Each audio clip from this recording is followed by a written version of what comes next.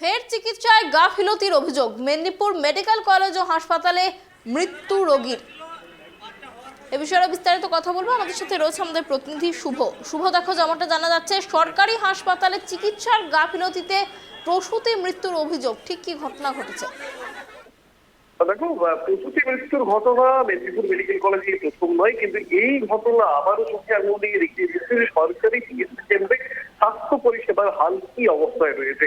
যেটা জানা যাচ্ছে, বুধবার রাত্রে সিজার প্রসূতি ভর্তি হন 6 জন এবং তার মধ্যে বৃহস্পতিবার সকাল থেকেই গুরুতর অসুস্থ হয়ে ওঠেন সেই 6 জনই। এদের মধ্যে 3 জনের অবস্থা এমন পর্যায়ে পৌঁছায় যে তাদেরকে আইসিইউতে স্থানান্তরিত করতে হয়। তার মধ্যেই একজন রোগী, যার নাম মামনি রুই দাস, তার শারীরিক অবস্থা ক্রমশ অবনতি করতে থাকে এবং শুক্রবার ভোরেই মারা যান মামনি রুই দাস। তবে মৃত্যুর আগে তিনি কন্যা সন্তানের জন্ম দিয়েছিলেন। রোগীর পরিবারের যে অভিযোগ যে রোগীকে ভর্তি হওয়ার পরে তাকে যে সেলাইন দেওয়া হয়, সেই সেলাইন দেওয়ার পর থেকে রোগীর শারীরিক অবস্থা ক্রমশ অবনতি করতে শুরু করে।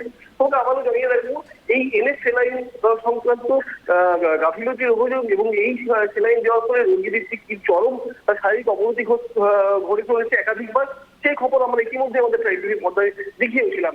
ডাক্তারদের একাংশের চরম ক্ষোভ ছিল এই সেলাইনের বিরুদ্ধে এবং সেই অভিযোগ বা সেই আশঙ্কাকে আবার সত্যি হলো এবং এমনটাই দাবি করছেন রোগীর পরিবারের লোকজন।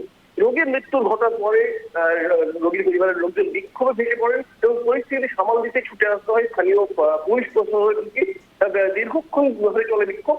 তবে মেদিনীপুর মেডিকেল কলেজের তরফে যেটা জানানো হচ্ছে যে তারা একটি বিশেষ টিম গঠন করেছেন এবং সেই টিম খতিয়ে দেখবে কি কারণে এই রোগীর মৃত্যু ঘটলো। তবে কেনই বা এই ঘটনা বারবার ঘটছে? যদি সাধারণ মানুষ সরকারি চিকিৎসা কেন্দ্রে গিয়ে ন্যূনতম চিকিৎসা পরিষেবা না পান, তাহলে তারা কোথায় যাবে?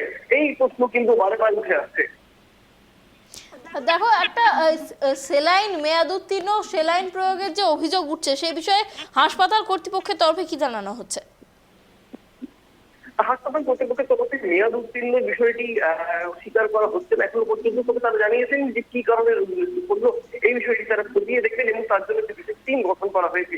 তবে এই সেলাইন সংক্রান্ত অভিযোগ আগেও একাধিকবার উঠে এসেছে এবং যে সেলাইনকে কেন্দ্র করে দক্ষিণ ভারতের একটি চিকিৎসা কেন্দ্রে একাধিক রোগীর মৃত্যু ঘটেছিল, সেই একই গোত্রের সেলাইন প্রয়োগ করা হয় বা রোগীদের ক্ষেত্রে দেওয়া হয় মেদিনীপুর মেডিকেল কলেজ এবং পশ্চিমবঙ্গ অন্যান্য মেডিকেল কলেজগুলিতে।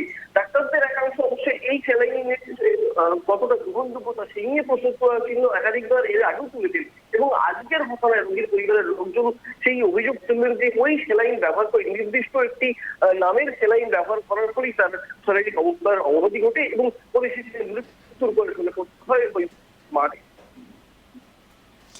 তোমার কাছে আরো একটা বিষয় আমি জানতে চাইবো শুভ। যেমনটা জানা যাচ্ছে, একসাথে 6 জন প্রসূতি অসুস্থ হয়ে পড়েন এবং তাদের মধ্যে 3 জনকে আইসিইউতে নিয়ে যাওয়া হয়। আইসিইউতে চিকিৎসা চলাকালীন একজনের মৃত্যু হয়েছে। যে 6 জন প্রসূতি অসুস্থ হয়ে পড়েছিলেন, তারা ঠিক কি কারণে অসুস্থ হয়েছিলেন সেই বিষয়টাই কি কিছু জানা যাচ্ছে?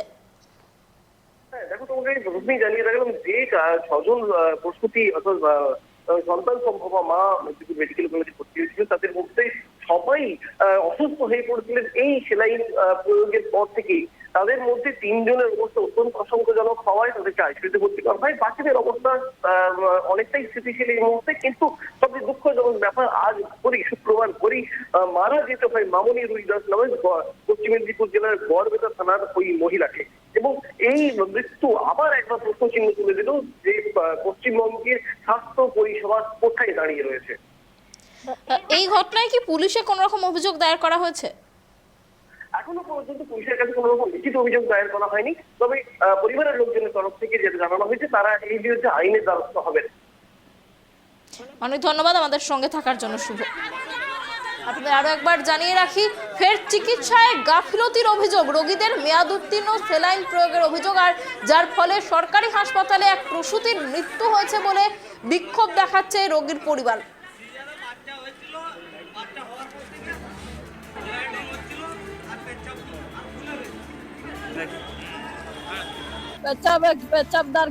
পেচাবের ঘর কেটে দিয়েছে না, কি করেছে পেচাব ডাক্তার বলেও নি আর দেখেও নি, পড়েছিল ওইখানে। দিয়ে আমরা ডাক্তারের সঙ্গে ঝগড়া লাগতে ইয়াকে পাঠিয়েছে 3টার সময় কালকে দেখে তারপর পাঠিয়েছে তারপরে পাঠিয়েছে। রুগী যখন একবারে বেচেতন হয়ে গেছে, তাহলে এগুলো ডাক্তারের কর্তব্য বলুন আপনারা। রুগী পড়ে আছে, ডাক্তার দেখবেনি আর করবেনি, কি অসুবিধা হবে?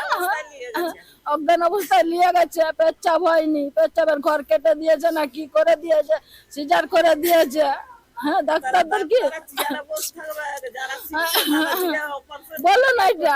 আজ রুগীটাকে মেরে দিলাই, বাচ্চা দুটাকে আমরা কোথায় রাখবো? বাচ্চা দুটার দায়িত্ব কে নেবে?